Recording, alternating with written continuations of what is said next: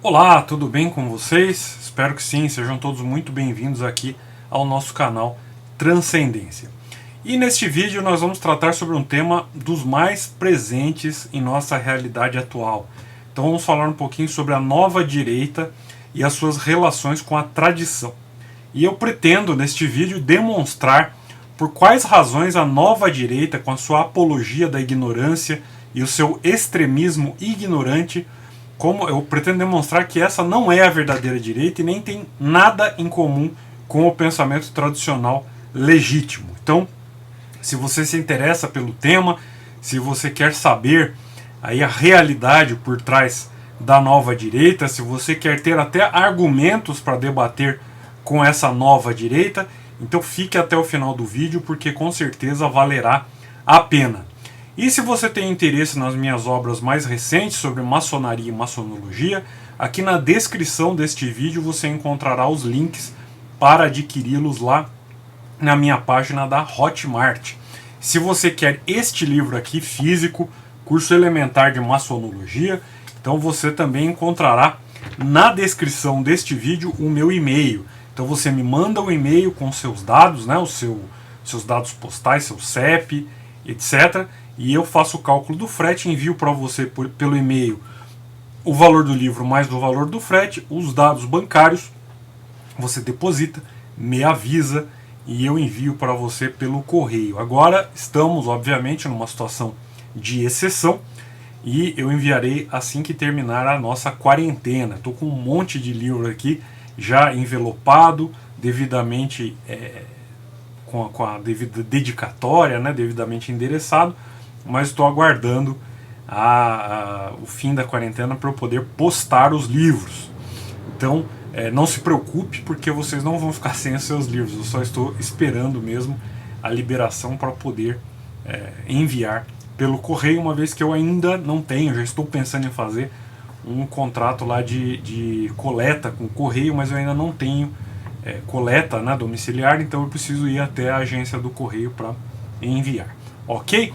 Bom, e não se esqueça também que nós temos uma página lá no Apoia-se. Então, se você gosta do nosso canal, se você acredita na proposta do canal, que é a proposta de trazer informação confiável, informação com base, informação com fundamento, né, sobre a temática tradicional, sobre religiões, sobre metafísica, sobre ciências tradicionais, etc.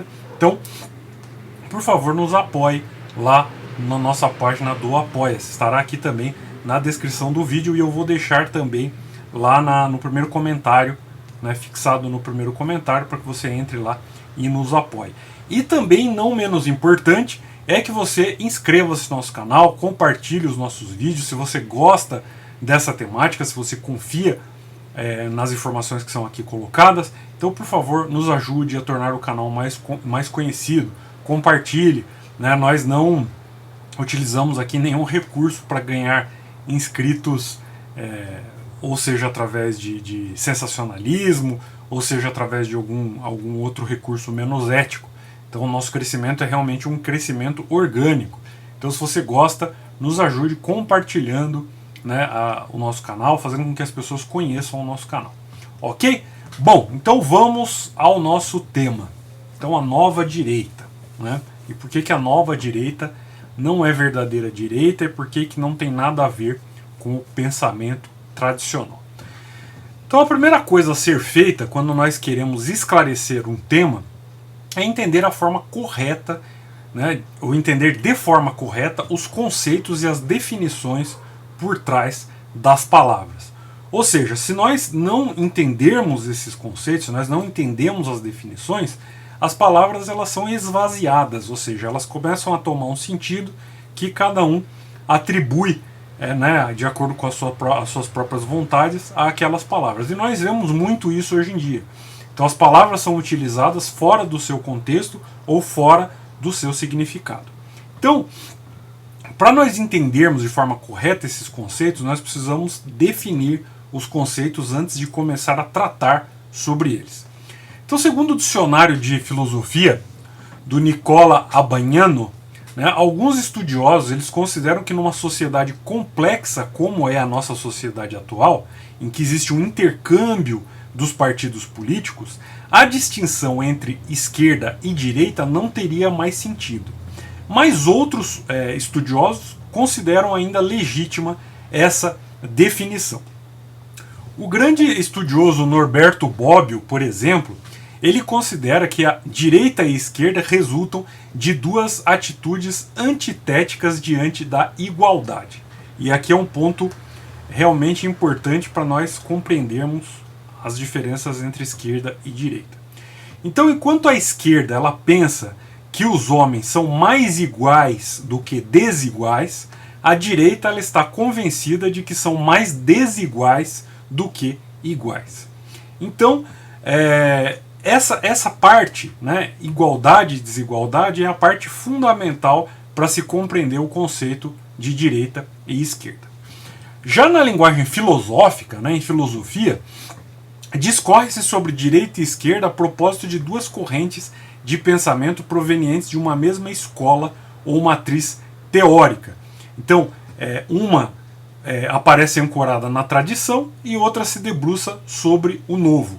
Então esses termos, né, direita e esquerda, vão ser utilizados na linguagem filosófica nesse sentido, ou seja, no sentido de algo que está ancorado numa tradição e outro que está debruçado sobre algo novo. Então nesse sentido fala-se, por exemplo, em direita e esquerda hegeliana, em direita e esquerda cartesiana, etc, etc, etc. Então veja que o termo ou a terminologia ela não está vinculada só especificamente à política, mas também aparece como, digamos assim, duas correntes de pensamento provenientes de uma mesma matriz teórica, de uma mesma escola, isso em filosofia. Então uma que estaria ancorada na tradição seria a direita e a outra que se debruçaria sobre a inovação ou o novo seria a esquerda. Bom, e de onde vieram esses termos? Né? De onde veio a origem dos termos direita e esquerda? Então a origem dos termos é relativamente recente. Né? A origem dos termos está lá no processo revolucionário começado em 1789 na França. Então havia lá dois grupos, né? Girondinos e jacobinos. Se você estudou a história da Revolução Francesa no colégio ou já leu a respeito, sabe, né, que havia dois partidos, e os girondinos eram considerados mais moderados e conciliadores, queriam uma monarquia constitucional e ocupavam o lado direito, né, da Assembleia Nacional Constituinte, enquanto que os jacobinos, que eram mais radicais e exaltados, queriam a república, queriam a deposição da monarquia, eles ocupavam o lado esquerdo lá na Assembleia Nacional Constituinte, e disso veio direita e esquerda, ou seja, à direita estavam os girondinos e à esquerda os jacobinos. Bom, o dicionário Oxford de filosofia classifica a direita política como uma ala da opinião política que defende a liberdade do indivíduo em questões econômicas e que por isso protege a distribuição de propriedade e as divisões entre classes que essa liberdade gera. E lá no dicionário também diz que a direita muitas vezes pode ser autoritária, encarando a força do direito e da ordem como algo indispensável para proteger as divisões que favorece, ou pelo contrário, pode ampliar a proteção da liberdade até o anarquismo. Né? E aí a esquerda, segundo o mesmo dicionário, seria, de modo muito geral, qualquer posição política a favor dos pobres, dos oprimidos, dos desprivilegiados, contra o poder, a propriedade e os privilégios conferidos seletivamente por interesses de classe e estabelecidos por instituições econômicas e sociais. Então não sei se deu para entender, né, por essas definições que eu passei, mas é bastante evidente que não há consenso absoluto nas definições de direita e esquerda entre os estudiosos. E também é bastante óbvio que os ativistas atuais, tanto os ativistas da esquerda quanto os ativistas da nova direita, não têm com clareza nenhuma dessas definições, né, usando aí os rótulos direita e esquerda como palavras vazias, com aspirações mais ou menos vagas e sem ter qualquer clareza daquilo que querem. Então, na verdade, como dizia o Júlio Zévola, né, Júlio Zévola, que eu fiz aí o meu vídeo anterior sobre ele, então o Évola dizia que o ativismo político e qualquer ativismo, na verdade, sabe o que detesta, mas não sabe o que ama ou o que deseja, né? E aí ele também usava o exemplo de vespas presas em uma garrafa, voando de forma caótica e se chocando contra as paredes da garrafa, sem que, no entanto, tenham algum objetivo claramente definido, né? Então eu acho que essa é uma ótima definição do ativismo político atual, né? Vespas presas em uma garrafa, né? Se batendo ali, né, nas paredes, se entrechocando, mas sem saber com clareza nem aquilo que defende, né, e nem aquilo que almeja. E uma das palavras de ordem da nova direita, eu vou colocar aqui sempre nova direita entre aspas, porque eu não considero como verdadeira direita, você vai entender por quê, né? Então, uma das palavras dessa nova direita seria a luta contra o comunismo, né? E aí a minha pergunta é o seguinte: será que eles sabem o que é comunismo? Né? Será que eles já estudaram alguma vez sobre comunismo? Porque aqui no canal mesmo, às vezes entra algum molequinho, né, algum mentecapto dizendo para mim que eu não devo falar sobre política, porque eu falo porcaria sobre política, e etc, etc, etc, etc, como se eles soubessem muito sobre política e como se eu fosse um completo ignorante no tema. Mas então, eu gostaria de saber, né, eu gostaria de perguntar a essas pessoas, será que eles sabem o que é comunismo? Então, voltemos aí às nossas definições, né? Como eu disse, é importante definir as coisas para que as palavras não se tornem simplesmente sons, né? Fonemas vazios. Então, o comunismo, né, é um sistema socioeconômico que é baseado na posse e produção de bens comunal, no autogoverno coletivo, né, e às vezes na vida comunal. Aliás, olha só que interessante, né? Eles gostam tanto do Estado de Israel, falam tanto do Estado de Israel e não sabem ou ignoram que o Estado de Israel, a princípio, né, era uma idealização comunista, né? Os kibbutz eram exatamente essa vida comunal, né? A ideia ali era um Estado bastante próximo do socialismo, né?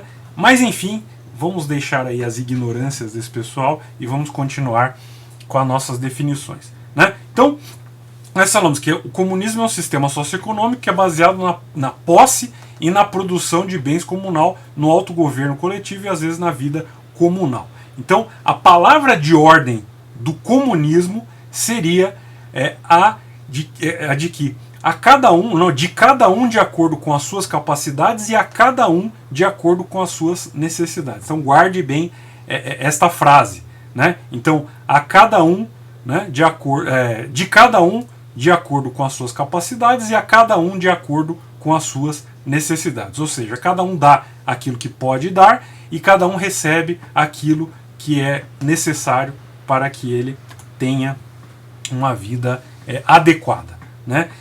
E aí, com base nesta definição elementar, né, de comunismo, nós temos ao longo da história várias modalidades e propostas comunistas, né? Então Platão, na República, ele traça um modelo de cidade ideal, né, onde há supressão da propriedade privada a fim de que desapareça qualquer conflito entre o interesse privado e o Estado, e a supressão da família a fim de que os afetos não diminuam a devoção para o bem público. No entanto, Platão ele não se refere à totalidade do povo, né? Esse modelo comunista, né, estaria direcionado apenas às castas superiores ou aos dirigentes do Estado. Então, para as castas destinadas à agricultura, né, aos serviços manuais, ao comércio, ele prevê a organização econômica e familiar normais, ou seja, a instituição das famílias, da propriedade privada, etc, etc, etc. Né? Mas as castas superiores, não. Né? As castas superiores, elas estariam, então, sem o direito de propriedade privada e sem o direito de constituição familiar, né? Tanto para que o conflito entre os interesses do privado e do Estado não existam, quanto que os afetos, né, eles não interfiram na sua devoção para com o bem público, né? E aí, para as castas destinadas à agricultura, ao comércio, etc, etc, etc, ele prevê, como eu disse, a organização econômica e familiar normal, né? Aliás, o Império Romano, ele, em partes de sua história, ele tendia a essas definições platônicas, né? Então veja bem, Império Romano, né? Vou falar que o Império é de esquerda. Não, né? Mas ele tinha um padrão, digamos assim, dentro da definição clássica de comunismo, estava dentro desse padrão de definição clássica de comunismo, né? E as castas superiores, segundo Platão, incumbe a defesa do Estado, né, a organização legal e a educação, enquanto que as castas populares incumbe a obrigação de fornecer às castas superiores, né, os meios de subsistência, né. Isso passou de uma forma modificada ao feudalismo, né. Existem elementos dessa definição aí da república no feudalismo, mas eu não vou entrar aqui nesse tema, porque senão o vídeo vai ficar longo demais. Já estou falando aqui há 15 minutos e aguenta aí que ainda tem bastante coisa para falar, né? Então, digamos assim, ao longo da história, né, nós podemos pensar em modelos comunistas, ou seja, baseados no princípio de cada um de acordo com a sua capacidade e a cada um de acordo com as suas necessidades, em vários momentos históricos. Então, por exemplo, nos evangelhos, né, nas cartas, nas epístolas apostólicas, nas ordens monásticas, em formulações como as de Santo Ambrósio, que dizia que a natureza colocou tudo em comum para uso de todos, que ela criou o direito comum e a usurpação criou o direito privado, né? Nas palavras de São João Crisóstomo, em movimentos como o movimento dos cátaros, nas pregações, por exemplo, do Joaquim de Fiore, lá no século XII, no docinismo, né, os valdenses, e em outros muitos movimentos que vão surgindo aí ao longo da história. Agora, as primeiras grandes utopias comunistas, elas vão surgir, né, entre pensadores dos séculos XVI e XVII, né, ou seja, numa época que assiste ali a progressiva decadência dos modos de produção e de vida pré-burgueses e ao afirmar-se das classes burguesas.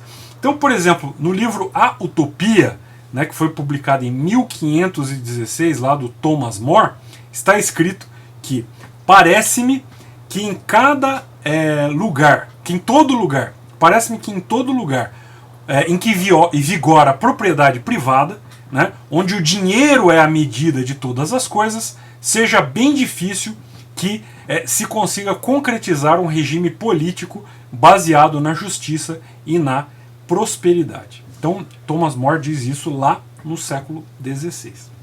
Depois, o Tommaso Campanella, né, que nasceu em 1568 e faleceu em 1639, ele descreve lá no seu livro chamado Cidade do Sol. Cidade do Sol é um livro que foi publicado póstumamente, foi publicado em 1643, sendo que o Campanella, o autor, morreu em 1639.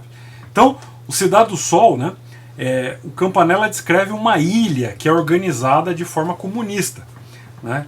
E também na Idade Moderna nós vamos encontrar muitas vezes esses mesmos ideais, né? Então, por exemplo, antes ali da Revolução Francesa, nós vamos ter o exemplo dos cavadores, né, os movimentos de cavadores de 1649 e dos niveladores, né? Então os cavadores eram um movimento que surgiu entre os pobres, né, aqueles que padeciam realmente de necessidades absolutas, e os niveladores, que eram uma expressão da pequena burguesia também. Então é muito interessante, né, que vocês, se vocês tiverem interesse em conhecer um pouco mais sobre esse tema, estudem sobre os movimentos de cavadores e niveladores, né?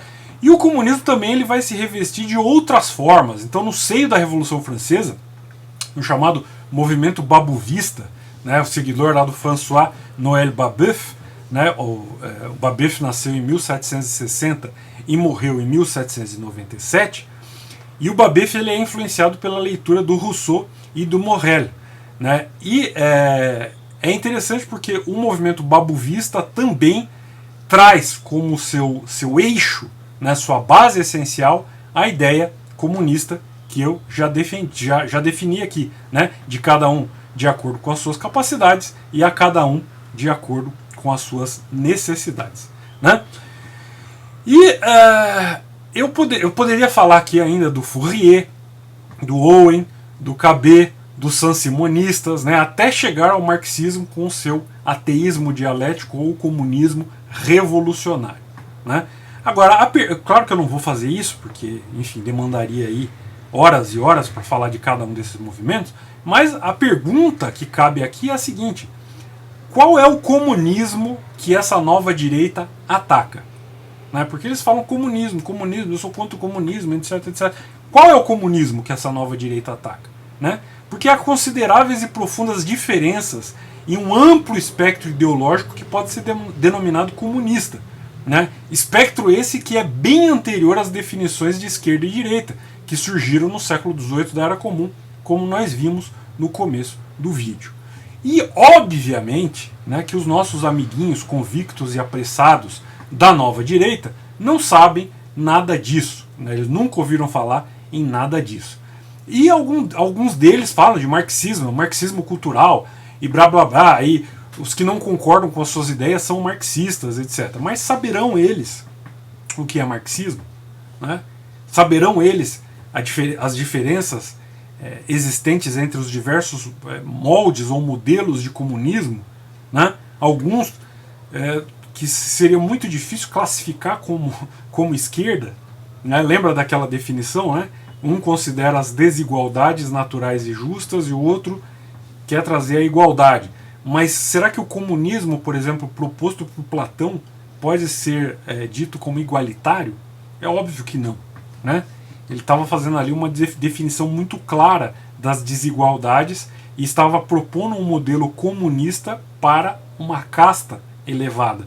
E a própria ideia de castas elevadas contraria a ideia de esquerda, né, que seria a base, seria a igualdade. Né? Então, eles usam termos sem saber do que estão falando. Né? E aí falam de marxismo. Então, o que é marxismo? Né? Será que essas pessoas sabem o que é marxismo? Então, vamos definir, vamos entender o que é marxismo. Né? Então, o marxismo, basicamente, é a adesão a pelo menos algumas das ideias centrais do Karl Marx, né, fundador do comunismo revolucionário, nascido lá em 1818 e falecido em 1883. Então, tipicamente, o marxismo ele percebe o mundo social pela categoria de classes, que são definidas pelas relações com os processos econômicos e produtivos. Então, há a crença em um desenvolvimento da sociedade além da fase capitalista através de uma revolução do proletariado, por isso que é chamado de comunismo revolucionário. Né? E aí o Marx vai trazer também a teoria do valor-trabalho e a rejeição da exploração inerente ao controle privado do processo produtivo.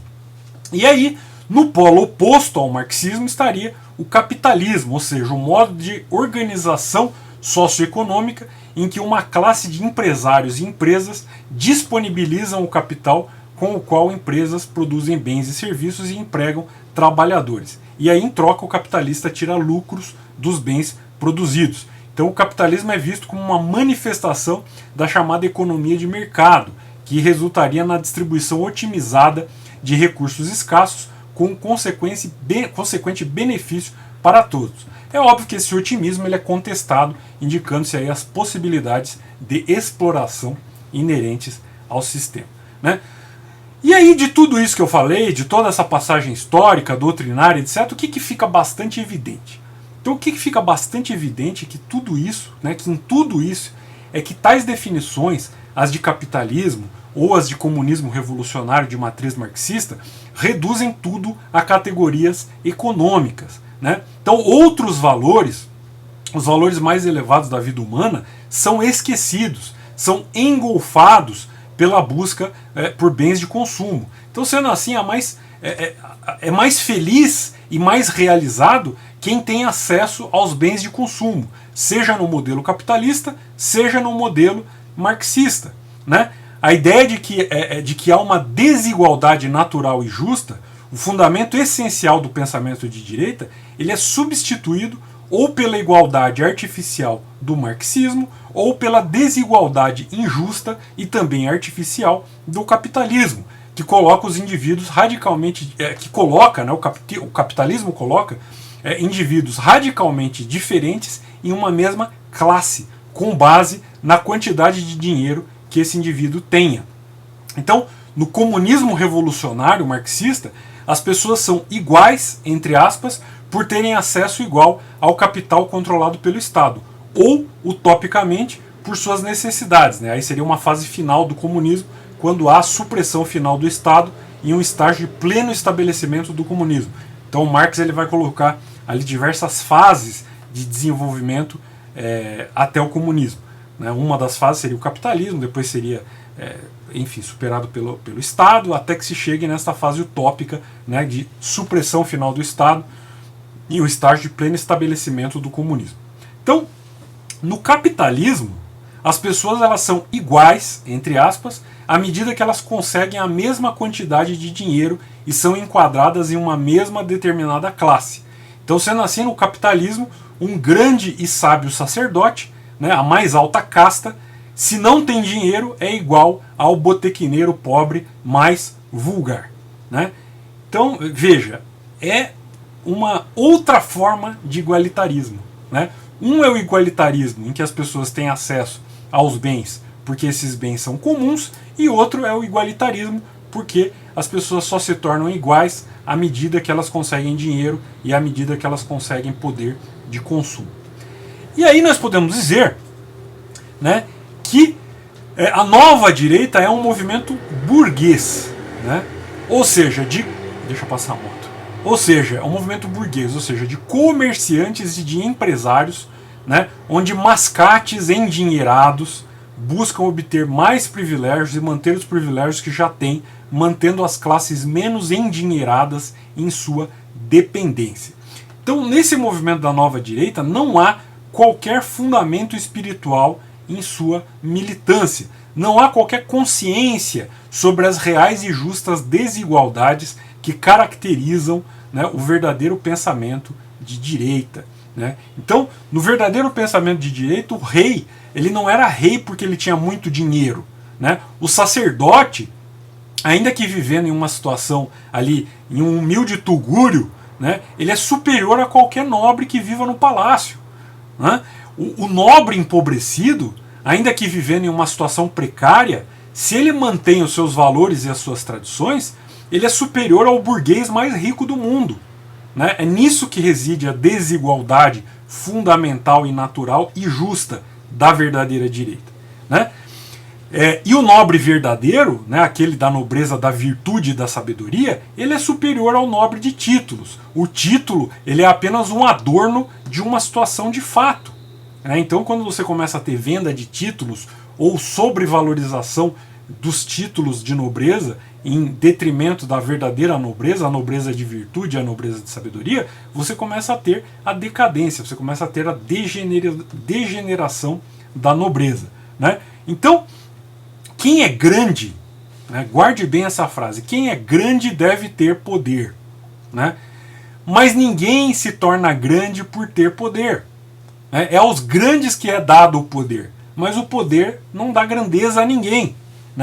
E é essa a inversão básica da política do mundo moderno. Substituiu-se a aristocracia, o governo dos melhores, pela caquistocracia, ou seja, o governo dos piores, desde que esses piores tenham para os apoiar a plutocracia, ou seja, o governo do dinheiro. Então, esse fundamento, esses mascates, esses empresários que querem defender o capitalismo, que se dizem direita porque são contra o marxismo, etc, etc, etc, eles são tão ou mais igualitários até do que a ideia lá do Marx. Porque, digamos assim, eles criam classes e igualam, entre aspas, as pessoas simplesmente por conta da quantidade de dinheiro que essas pessoas têm.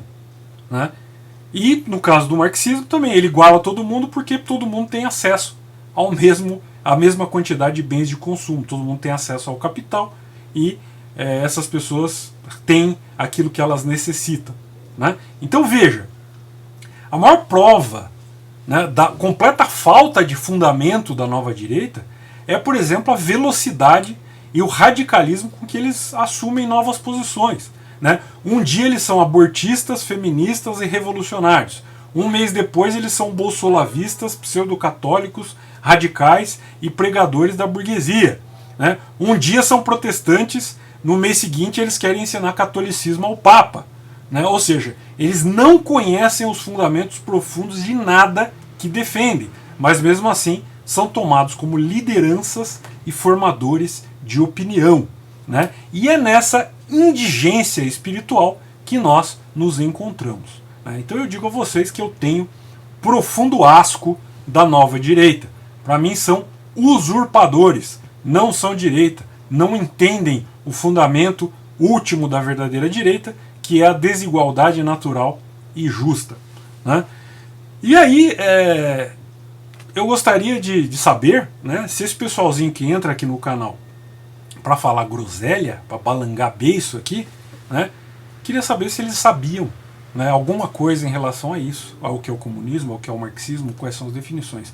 É óbvio que não, né? Uns moleques, umas mocinhas que não tiveram tempo nem de aprender a trocar fralda direito, mas querem, né, legislar e pontificar e falar bobagem, né, e jogar chorume pela boca. Então fica aí para você que quer compreender, para você que quer ter uma definição clara ou um conhecimento claro do que é a verdadeira direita e as definições, né, as diferenças do que seja essa verdadeira direita dessa nova direita falsa, né? Bom, já falei demais, 31 minutos e 42 já de vídeo. Muito obrigado por ter me aguentado até aqui.